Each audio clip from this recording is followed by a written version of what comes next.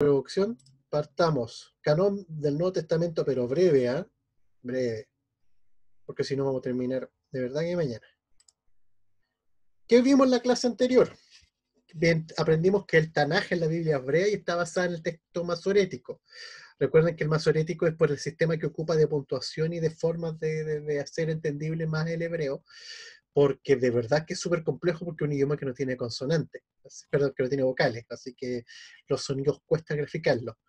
Existen libros llamados deuterocanónicos que son validados por la Iglesia Católica Ortodoxa.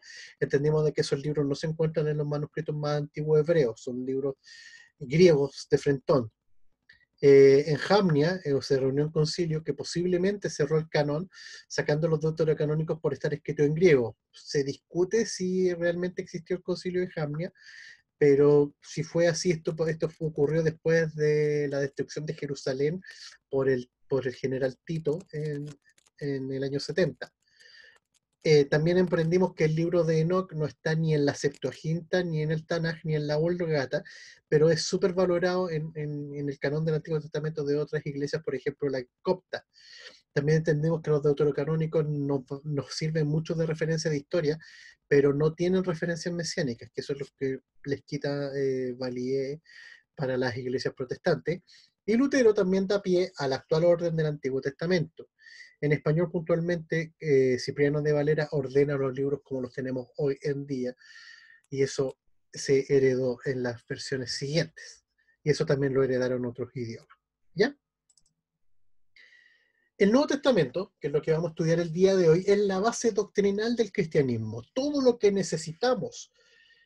Vemos que la clase pasada el Antiguo Testamento tenía algo de doctrina, pero el Nuevo Testamento contiene casi la totalidad y viene a completar muchas cosas del Antiguo Testamento.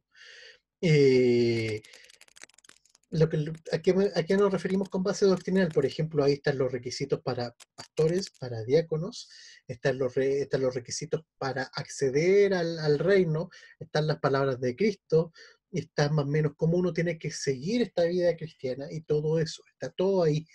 El Nuevo Testamento se escribió aproximadamente entre el 45 y el 110 después de Cristo. El periodo de escritura es mucho más corto en comparación con el Antiguo Testamento, que fueron bastantes años, cerca de 1600, mientras que acá fueron casi 70, fue muy poco. Pero costó mucho establecerlo, no fue algo que, a diferencia del Antiguo Testamento, que estaba más o menos cerrada la cosa, no, aquí costó mucho. En el Antiguo Testamento vimos que Esdras lo dejó más o menos armado, acá no, acá la cosa, ustedes ya lo vamos a ver más adelante, es un verdadero lío armado. Y lo central del Nuevo Testamento es que habla de Jesús y de la iglesia. Habla de Jesús como el Hijo de Dios que se hace hombre para que nosotros pudiéramos acceder a la salvación y a la redención en este nuevo periodo de la humanidad llamado gracia. Y también habla de la iglesia, de cómo se fundó, de cómo se tiene que comportar como la novia de Cristo y lo que nos va a ocurrir como parte de la iglesia al final de los tiempos, que es vivir eternamente con Jesucristo salvos en el cielo. Bien, eso es más o menos la introducción. Vamos a ver tres capítulos, tres partes en esta clase. Lo primero que vamos a ver que son los documentos viajeros, como yo le llamo. Después vamos a ver cómo se armó este puzzle y después cómo se armó el canon, lo que podríamos llamar el canon protestante. Bien, eh, vamos con lo primero que son los documentos viajeros. Primera parte. A ver, el contenido del Nuevo Testamento está compuesto de cartas. La gran mayoría del libro del Nuevo Testamento son cartas, si ustedes se fijan. O, por ejemplo, Lucas Hechos, aquí en algunos momentos lo vamos a tratar como una unidad, fueron libros escritos puntualmente para una persona. Si ustedes se fijan en la introducción de Lucas y de Hechos, habla de un tal Teófilo. Algunos dicen que Teófilo es todo aquel que ame a Dios, o sea, amigo de Dios, por lo que significa Teófilo. Filo viene de filial, de amigo, de cercano, y Teo, Dios. Entonces sería como alguien cercano a Dios. Pero estamos hablando de que Teófilo era un nombre como tal en la época. Entonces, Lucas Hechos es un libro que se escribió para una persona. Solo 3 libros no cumplen con esta condición de ser carta, que son Mateo, Marcos y Juan. Todos los demás son libros, son cartas, y como les dije, Lucas Hechos es, que los vamos a ver como una unidad en algunas partes, es un libro, porque no es que una, necesariamente una carta, pero fue escrito para alguien. Entonces podría entrar dentro de esta forma de entender cómo el Nuevo Testamento se armó, que es en base a cartas. Los viajes permitieron de que entre el 50 y el 150 después de Cristo la totalidad del Nuevo Testamento viajara por todas las iglesias. Esto buscaba que se afianzara la fe entre los nuevos creyentes, que están en iglesias locales por parte de sus fundadores, sus líderes. Por ejemplo, Pablo escribe a las iglesias que fundó. Pablo le escribe a la gente de Corinto, a la gente de Tesalónica, escribe también le escribe a Timoteo, que es uno de sus discípulos. Estamos hablando de que, bueno, Pablo le escribe a los romanos, una iglesia que no fundó, pero le escribe para darles una base doctrinal que es muy fuerte. Es una de, de los, es una de, las, de los libros que le da fundamento a la vida cristiana, junto con Juan y junto con Efesios, o sea, y los Salmos. Es como muy fuerte la influencia de Pablo en el Nuevo Testamento, en lo doctrinal. Y esto buscaba afianzar la fe de los creyentes. Si es que ustedes se fijan como parte primera de Juan, lo hace así. Juan buscaba mucho de que todas las iglesias que fundó, sobre todo cerca de Éfeso, y los que habían quedado en Jerusalén, tuvieran fe y fueran instruidos en el amor espectacular que Dios había entregado al mundo por medio de Jesucristo. Y también el Nuevo Testamento tiene muchas referencias contemporáneas, no a nosotros, sino que a la época. Por ejemplo, Clemente de Roma, que se dice que fue uno de los fundadores de la iglesia de Roma y también discípulo de Pablo, conocía las cartas de Pablo, hebreos y alguna forma de evangelio, pero no los consideró escrituras. Pero estamos hablando de que Clemente de Roma, su ministerio se da entre el 50 y el 110 después de Cristo, o sea, ya es discípulo de Pablo, se puede considerar discípulo de Pablo. Y Pedro referencia a las cartas de Pablo en segunda de Pedro 3:16. O sea, estamos hablando de que ahí dice claramente de que algunos torcen la escritura, creen que toman a mal Pablo. Ahí les dejo el versículo para que lo puedan revisar. Y de verdad que Pedro habla de Pablo. Entonces estamos hablando de que sabe quién es y lo respeta como tal. Bien, ahora viene la parte pesada, que es, aquí necesito que pongan mucha atención porque aquí vamos a ir desmadejando cerca de 400 años de historia. Y es cómo se armó el Nuevo Testamento, igual que un puzzle. Si ustedes empiezan a analizar, se van a dar cuenta de que es un verdadero puzzle lo que estamos armando. Bien. Lo primero que, el primer personaje que aquí no aparece en el armado del Nuevo Testamento, por así llamarlo, es Marción. Marción era un líder de una iglesia local, pero es el hereje más grande que pudo haber existido en la historia de la iglesia. No hay otro hereje peor, de verdad. Tanto católicos como protestantes consideran a Marción el máximo ejemplo de hereje. Así, el máximo. ¿Por qué? Porque este tipo armó su propio canón. Así, el propio. Sacó un montón de textos que para nosotros son importantes. O sea, sacó a Juan, solamente dejó las cosas de Pablo, eh, y unas que otras más, ni pescó a Pedro. Y aparte de eso, editó los textos. O sea, agarró las cartas que tenía y las empezó a editar para que todo confluyera con su mensaje. Es más, Marción en el cristianismo, y bueno, me refiero al cristianismo tanto católico, ortodoxo, protestante, se le considera el máximo hereje, pero para los gnósticos, que todavía existen hoy, es uno de los grandes próceres, por así llamarlo, del gnosticismo moderno. ¿Por qué? Porque deja pasar libros que son claramente herejía, como el Evangelio de María Magdalena, el Evangelio de Tomás, y otras cosas que son realmente destructivas para la iglesia. Y aparte de eso, los edita, o sea, hace que todo funcione como él cree.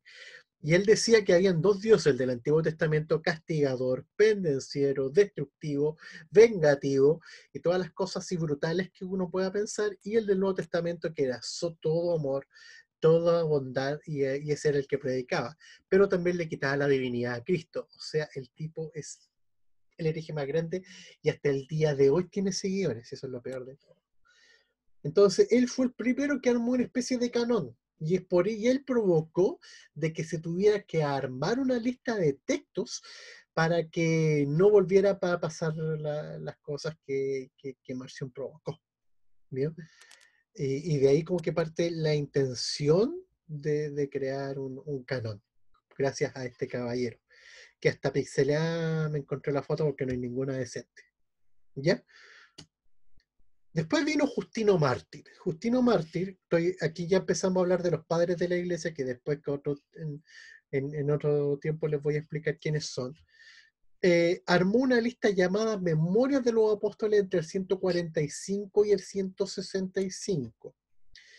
Esta lista incluye a Romanos, Primera de Corintios, Gálatas, Efesios, Colosenses y Segunda de Tesalonicenses. Eh, También tiene algunos escritos que pueden aludir a Filipenses, Tito y Timoteo, aunque no se sabe si realmente era esto o no. Tampoco se sabe si incluyó el Evangelio de Juan, aunque en muchos de los libros que escribió Justino Mártir sí hay referencia al Evangelio de Juan. Y también tiene un libro dentro de su lista que se llama El bautismo de Jesús, en el cual difiere de los relatos de los evangelios sinópticos, no de Juan.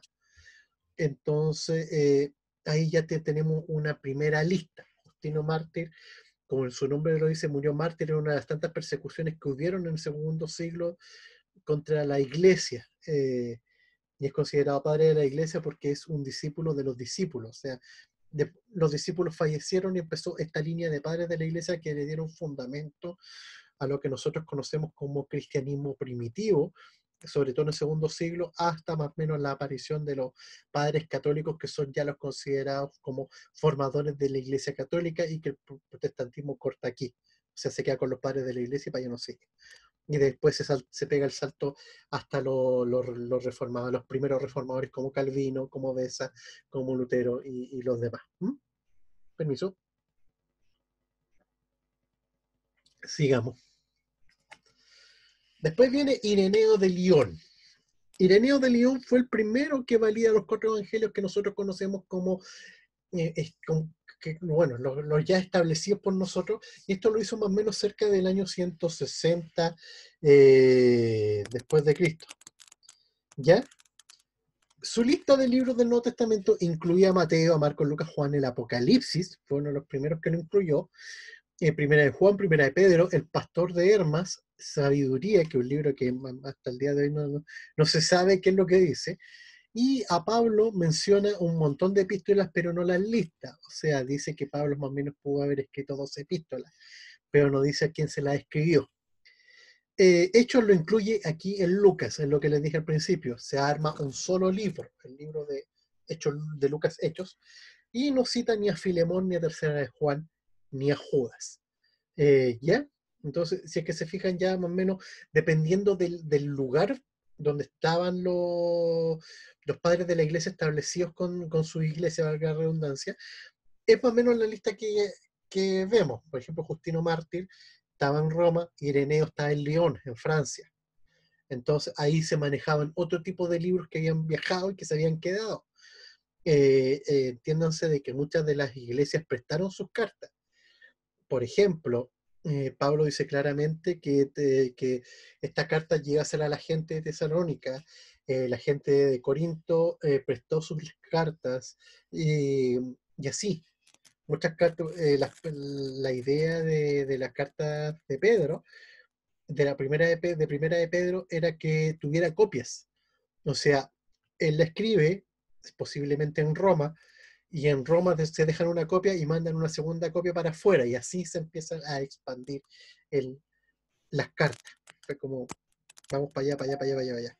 Y en promedio, cada viaje de cada carta se demoraba, no sé, 3 meses en llegar a destino. Entonces, imagínense cómo, por eso lo lento también del proceso. Otro padre, y aquí me quiero detener un poco, porque el fragmento muratoriano es el primer ejemplo de un canon del Nuevo Testamento como tal, así como ordenadito, por secciones, todo, es el primero. Se llama fragmento muratoriano porque lo describió un sacerdote polaco de apellido Muratori, y sobreviven trozos, hartos trozos, pero está muy dañado. O sea, estamos hablando que los trocitos serían así unas cosas de este porte y están todos los pedacitos dentro de vidrios. Y dentro de vidrios, y dentro de esos vidrios se puede leer y se puede estudiar. Ya es como bien complicado estudiarlos, porque son tan chicos los pedacitos que de verdad que cuesta. Me pasé, me adelanté una diapo, perdón, no vas a llegar, y listo. Su fecha posiblemente fue en el siglo segundo, no se sabe muy bien una fecha exacta, pero por la datación con carbono 14 se dice que sería en el siglo segundo, entre el año 100 y el 199, que es el siglo segundo, pero algunas nuevas investigaciones con otros métodos de investigación se dice de que si bien el fragmento muratoriano podría ser de esa fecha, pero lo que tenemos ahora como para estudiar es del siglo IV.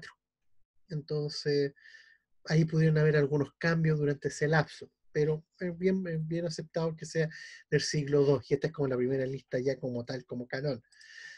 Metzger, que fue uno de los grandes estudiosos del fragmento muratoniano, se lo voy a leer súper a la rápida, ustedes no lo lean, traten de escucharlo, pero como yo les voy a mandar esto, bueno, lo voy a subir a León de Judá el PDF, lo quise poner para que después ustedes lo estudieran. Y es más o menos, ojo, lo que está en signos por los puntos suspensivos, entre paréntesis, son los pedazos que faltan, ¿ya? Dice, el tercer libro del Evangelio según Lucas, el cuarto Evangelio es de Juan, los hechos de todos los apóstoles, las epístolas de Pablo, primero a los Corintios, segundo a los Efesios, en tercer lugar a los Filipenses, en cuarto lugar a los Colosenses, en quinto a los Gálatas, en sexto lugar a los Tesalonicenses y en séptimo lugar a los Romanos, una vez más a los Corintios y a los Tesalonicenses, una a Filemón, una a Tito, dos a Timoteo, a los laodicenses y otra a los alejandrinos, ambas falsificadas en el nombre de Pablo según la herejía de Marción. ¿Se acuerdan que hablamos de Marción, que inventó el libro? Aquí está. La carta de Judas y las dos con el nombre del mencionado anteriormente Juan. Y el libro de sabiduría, el Apocalipsis de Juan también recibimos, y el de Pedro, el cual algunos de los nuestros no permiten ser leídos en la iglesia. Sí, Pedro también podría haber escrito un Apocalipsis. Pero Hermas escribió El pastor en la ciudad de Roma muy recientemente, por lo tanto sí puede ser leído, pero no puede ser dado a la gente de la iglesia. Se dan cuenta de que ya ordena un poco la estructura de un canon, como lo conocemos ahora, ya lo estructura más. Y también habla de otros libros que no existen, por ejemplo, la sabiduría, el evangelio, el Apocalipsis de Pedro, que solamente están las versiones gnósticas que fueron malintencionadamente manejadas por Marción. La epístola de a la Odisea existe por parte de Pablo. También Clemente la menciona, pero no está dentro del canon, no sé por qué, y tampoco es fácil conseguirla como para leerla. En esa época aún se dudaba de la canonicidad de Hebreos, de Santiago, de Segunda de Pedro, Segunda y Tercera de Juan y del Apocalipsis. Y solamente se acepta hechos por ser parte de Lucas.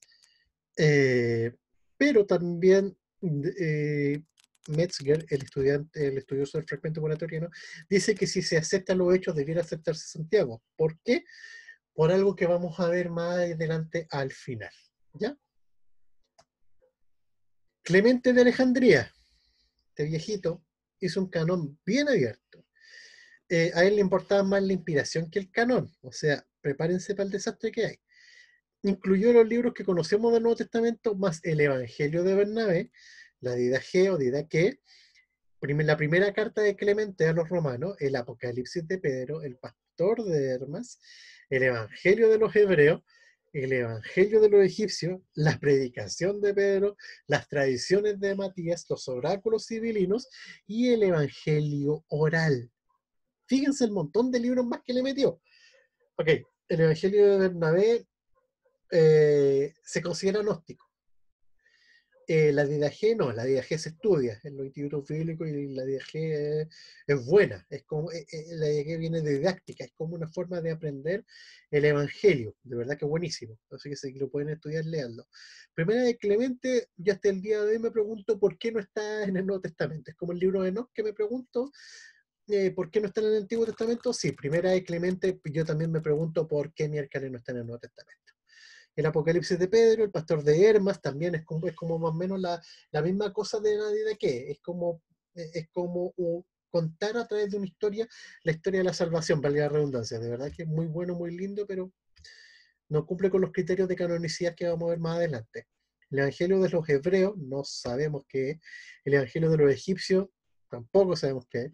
La predicación de Pedro, se dice que la predicación de Pedro podía ser una especie de resumen del Sermón del Monte.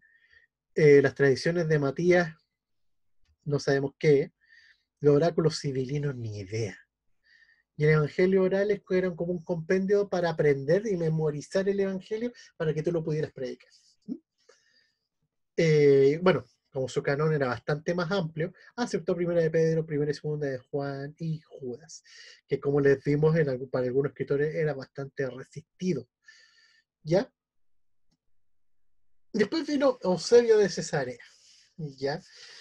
Él escribió un libro que es súper importante en el estudio de la iglesia primitiva. De verdad que es súper importante este libro, y este libro lo venden en Peniel, lo venden en la Cruzada de Literatura Cristiana, lo venden en digital, porque de verdad que es un libro muy, muy interesante, muy bueno, porque aporta la perspectiva de la época. Y él en su libro Historia de la Iglesia, o Historia Ecclesiae, como se llama originalmente, registra el siguiente canon del Nuevo Testamento.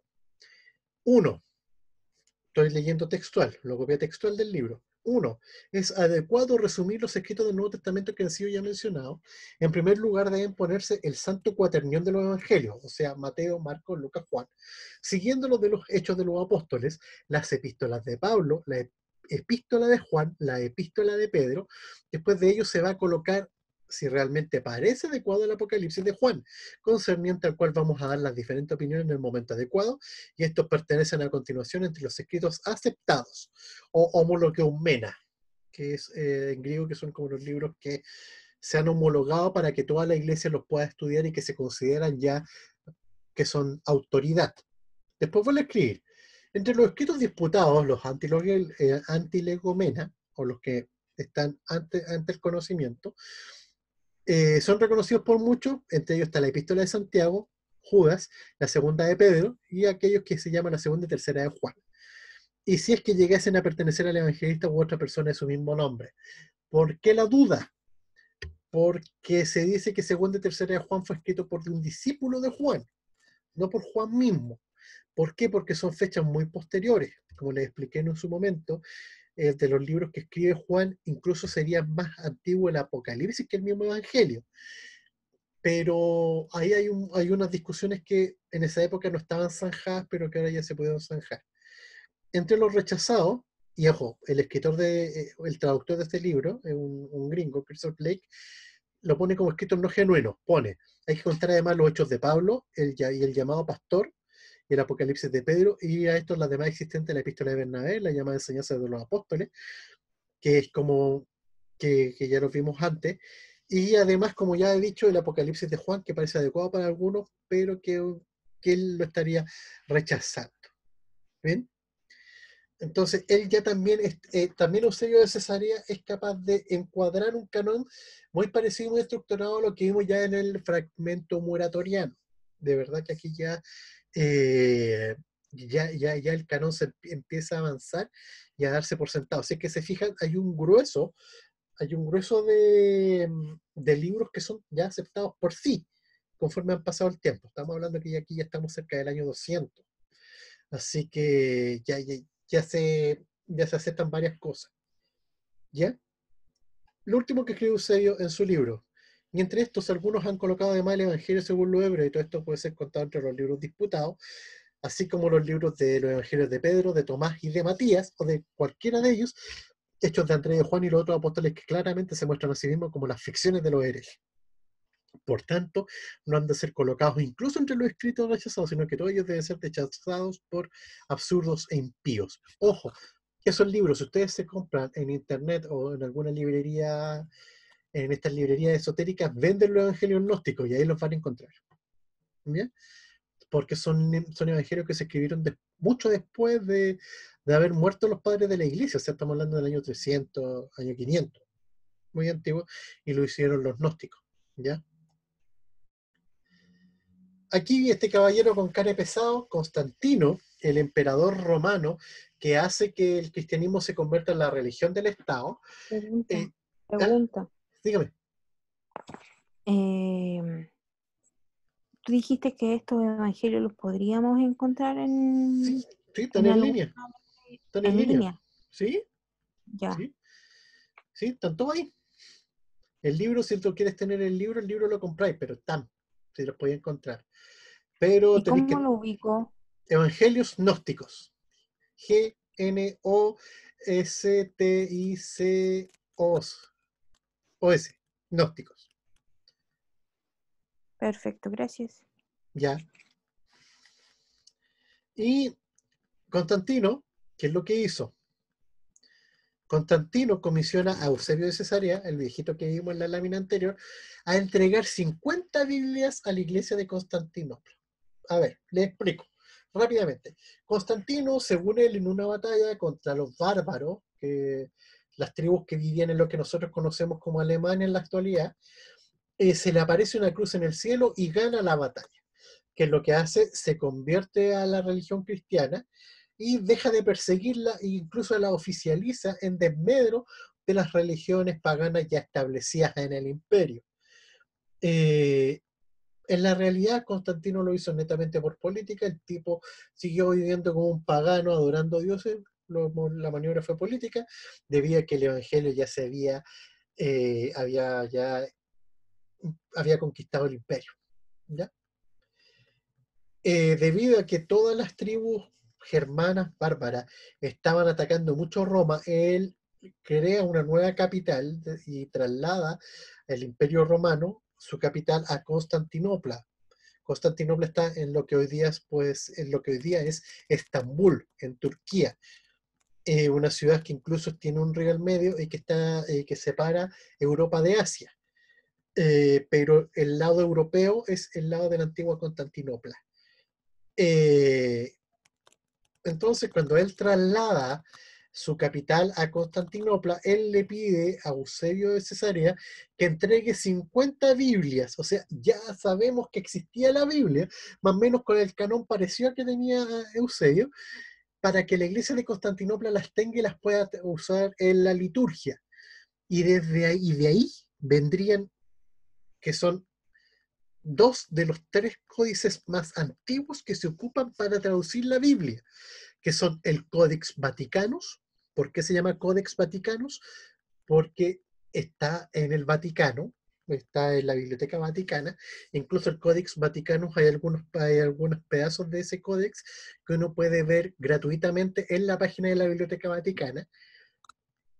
Y está el Codex Sinaiticus. El Codex Sinaiticus, por nombre lo dice, fue descubierto en Egipto, cerca del Sinaí, de donde se dice que pudo haber estado el Sinaí, y que ahora está en la biblioteca, que está en el Museo Británico en Londres.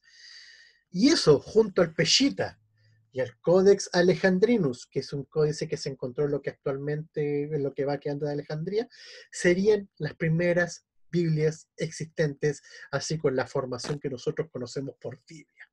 Estamos hablando del 360 después de Cristo. Ya ahí ya podríamos decir que la Biblia podría estar formada como tal. Bien, fíjense todas las personas que han ido metidas en este proceso. Se metió hasta un emperador. Y ojo, porque ahora se mete uno de los grandes eh, padres de la iglesia, y que gracias al movimiento reformador, del movimiento de la reforma, es súper, súper valorado, que es Agustín de Hipona. Agustín de Hipona declara, bueno, puse una foto más moderna de él de una serie del Imperio Romano que dan en Netflix, así que véanla. Declara como escritura el Antiguo Testamento, incluye los deuterocanónicos porque está basándose en la Septuaginta, tal como lo conocemos, incluye también los 27 libros del Nuevo Testamento que nosotros conocemos. Y él es el primero ya en dar a entender de que Hebreo fue escrito por Pablo. ¿Por qué este detalle de que Pablo fue escrito de que los hebreos fue escrito por Pablo? Porque eso permitió que la carta a los hebreos pudiera tener canonicidad, que se le pudiera meter dentro del canon. Ustedes dicen, ¿cómo la van a querer sacar si de verdad que es bastante bueno? Muchas cosas que nosotros entendemos doctrinalmente en el Nuevo Testamento están basadas en hebreos, lo que entendemos por fe, de la relación de Jesús con el mundo y todo eso, está planteado en hebreo. Es súper importante hebreo, pero lamentablemente, como estaba tan la pelea con quién fue el escritor, y que Agustín te pone y dice, ¿saben qué? Esta cosa si es de Pablo, la podemos meter, listo. Y le pidió y la metió allá adentro. Y allí se mete el primer papa a ordenar esto, que es Dámaso I. Él fue el que comisionó a Jerónimo para que terminó armando la Vulgata. En lo que se conoce como la lista damascina, porque si bien él no la hizo Jerónimo, pero él la firmó. Ustedes saben que en el Vaticano escribe otra persona, pero el Papa si le pone el anillo, la cuestión es legal y queda con el nombre de él. ¿No? Cualquier parecido con la realidad es mera coincidencia. Y él da una lista, bueno, no él, Jerónimo, pero con el anillo del pescador, no sé si ustedes sabían, pero cada Papa tiene un anillo propio. Ese anillo se lo hacen a él el mismo día que asume como papa, se lo dan a él con su escudo de armas propio, que cuando él se muere lo rompen. ¿Por qué? Porque más que la firma con la mano, con la huella digital, para el Vaticano vale el anillo del papa firmando como un cuño, como un timbre, las hojitas de papel. Entonces este caballero le puso el anillito a la siguiente lista, así, con este orden: Génesis, Éxodo, Levítico, Números, Deuteronomio, Jesús Nave. ¿Qué es Jesús Nave Exe? Como les expliqué la semana pasada, en hebreo Jesús y Josué se leen iguales. Si no fuera por los masoretas, no sabríamos la diferencia. Entonces Jesús Nave es una forma, digámoslo así, de llamar a Josué. ¿Por qué? Porque en esa época el masorético no estaba tan aceptado dentro del seno católico. Por consiguiente, lo traducían como Jesús Nave porque posiblemente así se le llamara a los puntitos de la masora que están abajo de Josué, que lo diferencian de Jesús. ¿Ya? Jueces, Ruth, los 4 libros de los reyes, o sea que serían primera y segunda de Samuel, primera y segunda de Reyes, 2 libros de Crónica, Job, los Salmos de David, 5 libros de Salomón, que serían Proverbios, Eclesiastés, Cantar de los Cantares, sabiduría y eso. También estarían los 12 libros de los profetas, que son los profetas menores: Isaías, Jeremías, Daniel, Ezequiel, Tobías, Judith, Esther, los 2 libros de Edras, donde podría estar, donde está Nehemías, los 2 libros de los Macabeos, y en el Nuevo Testamento estarían los 4 evangelios, el libro de los Hechos, las 13 cartas de Pablo, y la de él a los hebreos, segunda de Pedro, 2 de Pedro, 3 de Juan, una de Santiago, una de Judas y el Apocalipsis de Juan. Ven hasta el orden, y ojo, que este es el orden en el que la gran mayoría de las Biblias católicas tienen ordenados sus libros. Este es. Ya, fíjense, ya Damaso empieza a meterse y deja todo esto bien ordenadito para que la gente pueda entenderlo. Y así también se arma la Vulgata. ¿Ya? Pero, ¿y cuándo se llegó ya de una buena vez a un consenso? Por ahí en Occidente, o sea, de Constantinopla para acá, durante el siglo IV, y en Oriente durante el siglo V. O sea, de Constantinopla para allá, dígase Jerusalén, dígase Antioquía, y todos esos patriarcados que existían en la época. Bien. ¿Dudas hasta ahí? Manifestaciones de repudio, ex está muy fome, hasta por ahí. ¿No? Seguimos. El canon protestante. ¿Ya? Canon protestante. Vuelve a aparecer. Pregunta. Pregunta. De acuerdo a lo que pasaste, porque a veces hubieron cosas que fueron muy rápido ¿Dónde? en los puntos a tratar, pues desde que Ya. empezamos. ¿Podríais echar así como un resumen o es pedir mucho? Ya resumí todo. También resumí todo Ya. esto. Pero, a Ya. ver, No, pero te lo puedo resumir así. Voy a resumir lámina por lámina, me voy a saltar los textos. A ver, me estoy devolviendo. Porque igual es harto, po. Claro, pero mira, si seguimos la lógica, ponlo así. Existía la iglesia primitiva, después que murieron los apóstoles, había muchas cartas dando vueltas, muchos documentos que se estaban pasando de iglesia a iglesia, recorrieron todo el imperio romano en los libros. ¿Ya? No Ya, había un orden, cada iglesia local tenía su propia biblioteca con sus propios libros. Y llegaba el domingo, agarraba a uno de los pastores, agarraba, no sé, por la carta, no sé, de Pedro, segunda de Pedro, como lo conocemos ahora, y se ponía a predicar. ¿Mm? Listo. Y así funcionaba la liturgia en esa época. Marción, el hereje más grande que existe en el cristianismo, armó su propia lista de libros aceptados en su iglesia. Y esto encendió las alarmas para que el cristianismo pudiera ordenar lo que son los libros realmente sagrados y cuáles no. ¿Ya? De ahí ya. para adelante empieza el esfuerzo de muchas personas. Aquí nombré solamente las más importantes para que esto pudiera echar a andar este puzzle, porque de verdad que es un puzzle. Primero viene Justino Mártir, que él armó una lista llamada Memoria de los Apóstoles, ¿ya? Donde incluye algunos libros. ¿Mm? Después vino otro caballero, Ireneo de León, que fue el primero que valida los 4 evangelios que nosotros conocemos y también da otra lista. Si bien no cita todos los libros, pero ya empieza a ordenar también un poco la cosa. Después viene el primer gran, digamos así, donde ya se habla de un canon como tal en el fragmento muratoriano. Aquí establece ya un orden de libros ya aceptados por las iglesias. ¿Ya? De aquí ya nace. Esto más o menos vendría siendo el siglo segundo. Ya ahí ya estamos más o menos la generación, 3 generaciones después que mueren los apóstoles. Vamos ahí. Y después de eso, aparece un caballero, Clemente de Alejandría, donde si bien hace una lista, pero deja peor la escoba por un momento porque empezó a meter empezó a meter en su canon libros gnósticos. Mm, Entonces, acepta algunos, pero también mete otras cuestiones que no debieran estar metidas. Después viene Eusebio de Cesarea, uno de los importantes, que en su libro de la historia de la iglesia ordena un poco más esta cuestión. Y él ya dice, ya, estos son los libros que hay y estos son los libros que no hay. Estos son los libros que son 100% aceptados y estos son los libros que ujú. están medianamente aceptados y estos son los que de frente hay que rechazar. O sea, pone los que todo el mundo acepta, los que todavía se están agarrando y los que no hay que ocupar. Listo. Ya aquí ya empieza a formarse mucho más el canon, ya más establecido, más ordenadito. Y después Constantino le da la orden a este mismo viejito de Cesarea de que con esa información que él tiene se arme 50 Biblias para ocuparla en Constantinopla. Y de ahí vienen los códices más antiguos que existen de la Biblia como tal armada. Y que debido a que a donde reside, a donde se encontraron, es su nombre, que son el Códice Vaticano, el Códice Sinaítico, el Alejandrino y el Peshitta. ¿Mm? Ya, Y de eso estamos hablando del 300 y algo.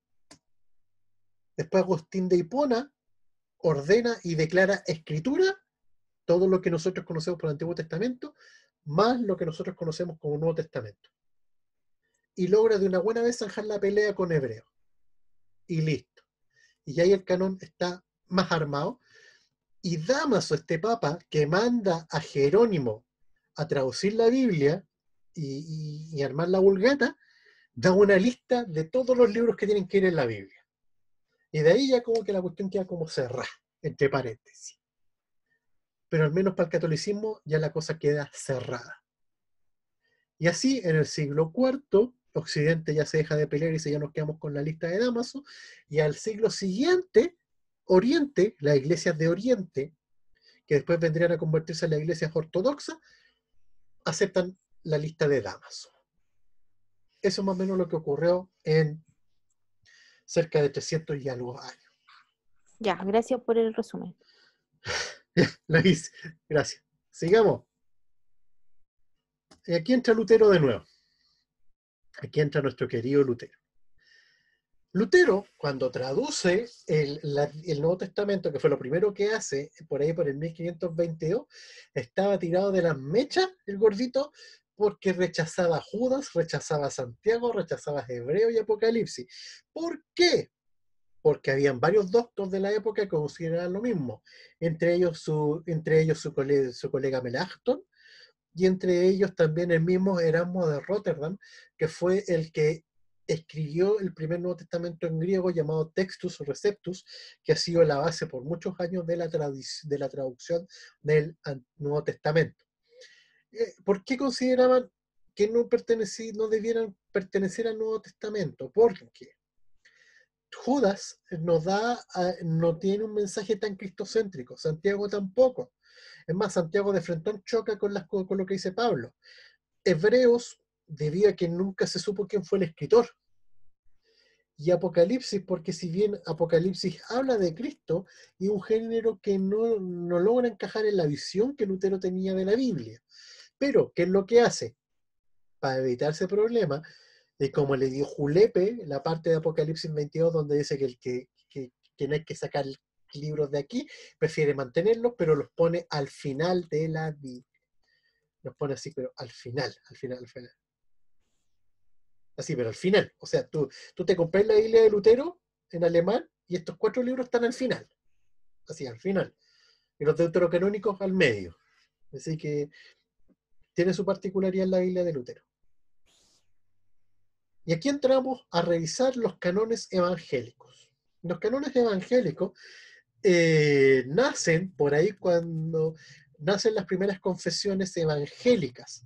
Estamos hablando de que tenemos las primeras confesiones protestantes y de ahí aparecen las otras confesiones más evangélicas como lo son ya la iglesia de Inglaterra separada de la iglesia, perdón, la iglesia anglicana separada de la iglesia estatal de Inglaterra y otras más. Y también los presbiterianos que empezaron a llevarse a la tradición calvinista. Estos cánones indican de que el canon, valga la redundancia, no fue cerrado en los concilios dominados por Roma. O sea, le quitan validez a lo que se pudo haber cerrado por parte de Damaso y en todos los concilios que ocurrieron en el norte de África en el siglo IV.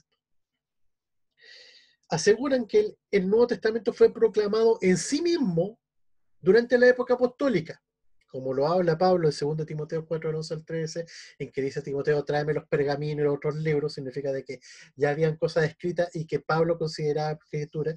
Pedro también habla de lo mismo cuando cita a Pablo, y Juan, que dice que que este libro ya está listo y está cerrado, y que por eso Jesús dice que no se le puede sacar nada. ¿Ya?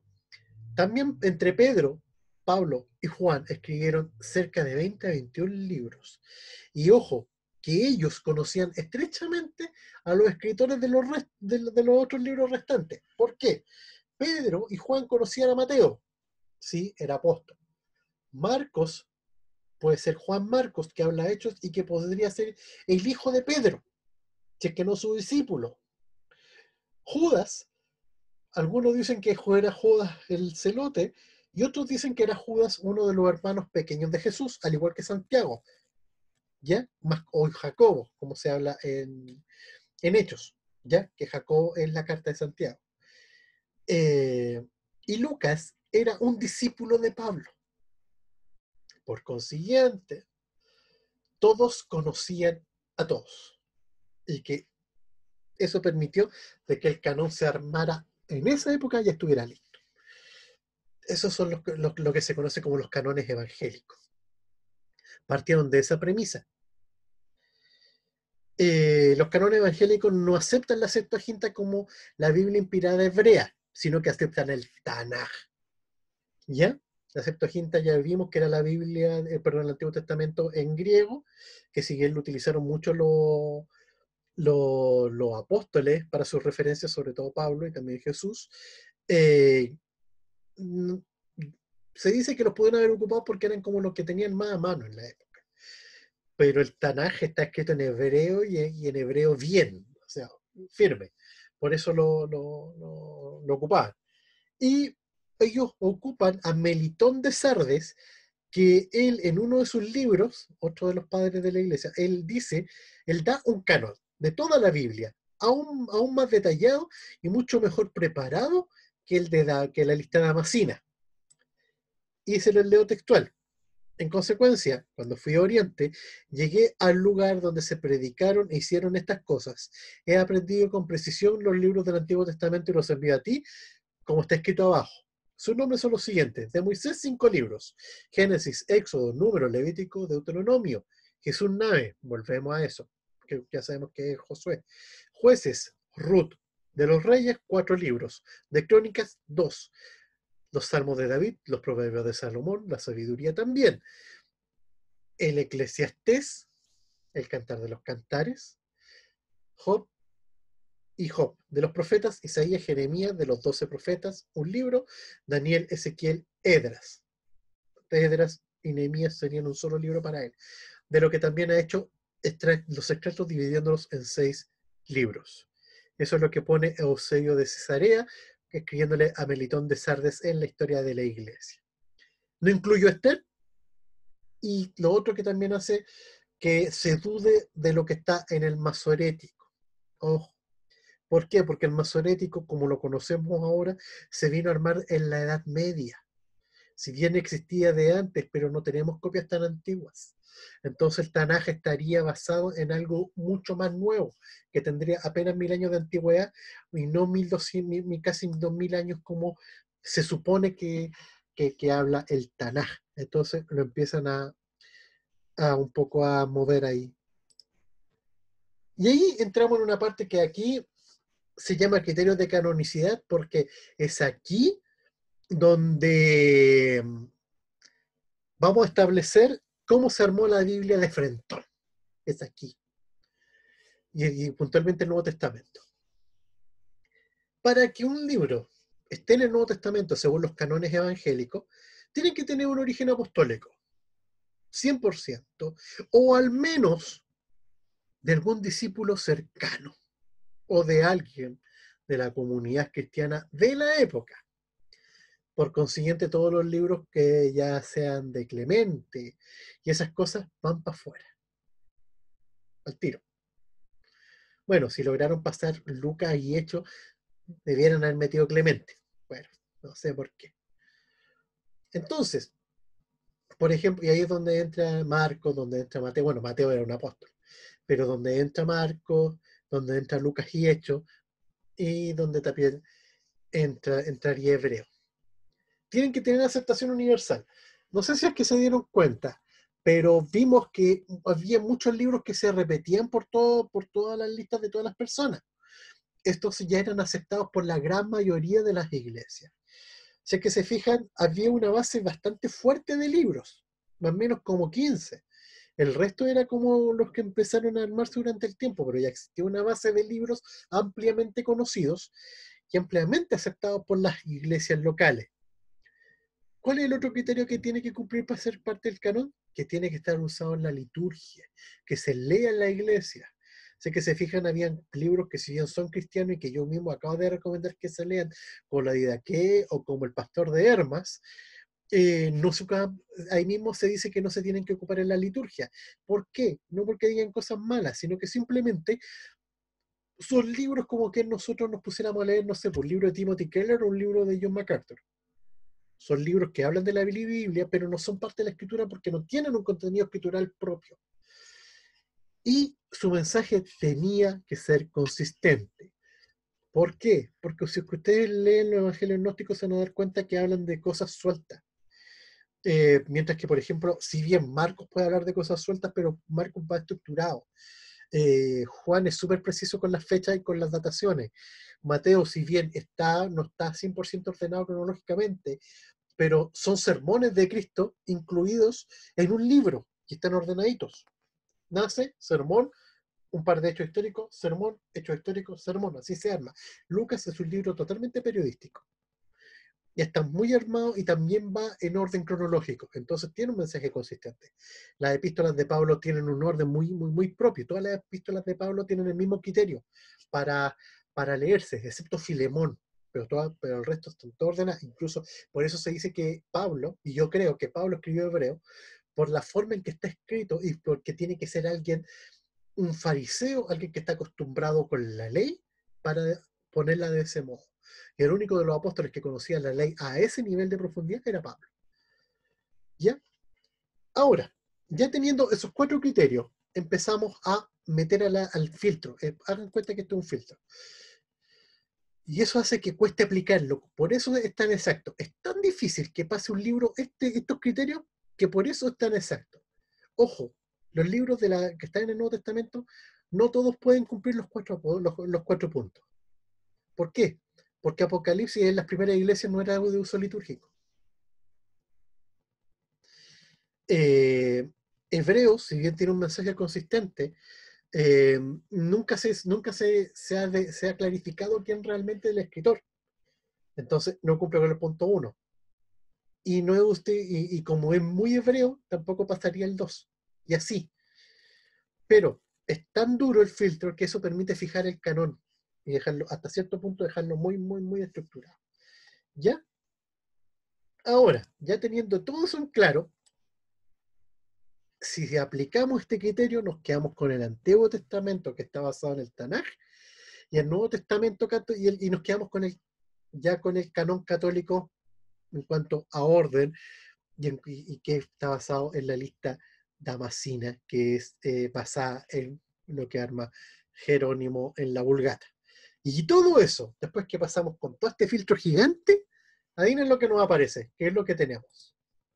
¿Saben lo que tenemos después de todo eso? Tenemos la Biblia. No sé si se dieron cuenta de todo todo lo que se pasó para que tú y yo, en el siglo XXI, a 20 años del siglo XXI, en otro milenio, el tercer milenio, tuviéramos la Biblia completa.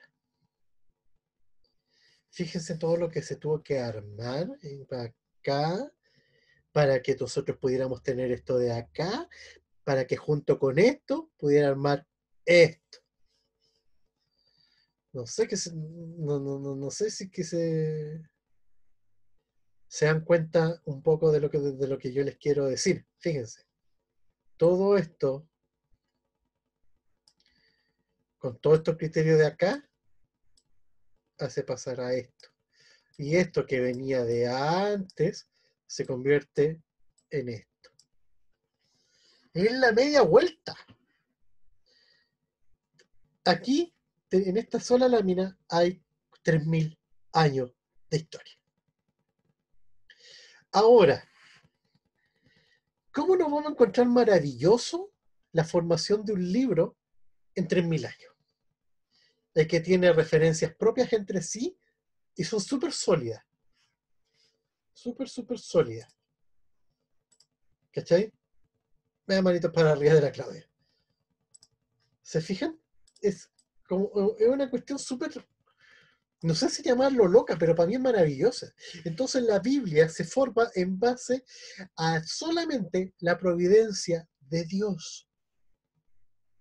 Porque fíjense cuántos años han pasado y cómo se han guardado los libros y cómo se han preservado las escrituras, cómo las iglesias locales preservaron lo que dijeron los apóstoles para que nosotros pudiéramos tener la Biblia hasta acá y con esto de los criterios totalmente aceptados para el Nuevo Testamento.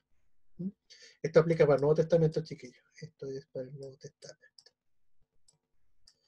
Bien, fíjense. Es harto. Para ir terminando, la gran mayoría de las que del Nuevo Testamento son cartas pensadas para fortalecer a las iglesias. Había conocimiento de estas cartas entre los mismos escritores del Nuevo Testamento, y durante más de 400 años varios trataron de armar un canon del Nuevo Testamento, si es que ya lo vemos. Durante la Reforma, Lutero quiso sacar libros, pero no pudo, y actualmente usamos los criterios de canonicidad evangélicos para validar el canon del Nuevo Testamento. Y eso, creo que pude en un poco más de una hora. ¿Dudas hasta ahí? Manifestaciones de repudio, acusaciones de herejía. ¿no? Fue denso, Sí, fue denso. es un tema denso. Estábamos hablando de que, como les dije al principio, esto es los institutos bíblicos mucho más cabrón. Porque tienes que investigar, en mi caso tuve que investigar a Marción, a Eusebio de Cesarea, a Clemente de Alejandría, tuve que meterme con los libros de Ireneo de León, y fue tema, de verdad que es tema. Esto es un resumen de un resumen de un resumen para lograr un resumen. Me salté parte, lo recorté porque no puse los cánones de las iglesias orientales, ni nada de eso. O sea, lo simplifiqué lo más que pude para que ustedes lo pudieran entender y tuvieran una idea general. Si ustedes quieren algo más profundo, los institutos bíblicos y los libros, eh, hay un montón de libros de canon que son bien buenos. En Sociedad Bíblica venden uno bueno. eh, en la Cruzada de Literatura Cristiana y en Amunátegui también CLC Chile. Y ahí también Editorial CLIE editó todos los libros de los padres de la iglesia, así que ahí están los libros de Eusebio de Cesarea, de Ireneo de León, de Clemente de Alejandría, de Agustín de Hipona, y un montón de más de gente que se pueden aburrir entendiendo esto. Hay teólogos que solamente se especializan en canón, y el canón es uno de los temas que a mí me gusta mucho, puntualmente. Si bien, como teólogo, mi especialización que me hubiera si yo me hubiera podido especializar en algo como teólogo, yo me hubiera especializado en traducción e interpretación, más que en canon. ¿Ya? Eso. Tarea. No hay, porque no me llegó ninguna. Así que por eso no hay tarea. Pero sí, después ya de la próxima semana vamos a volver a tener tareitas.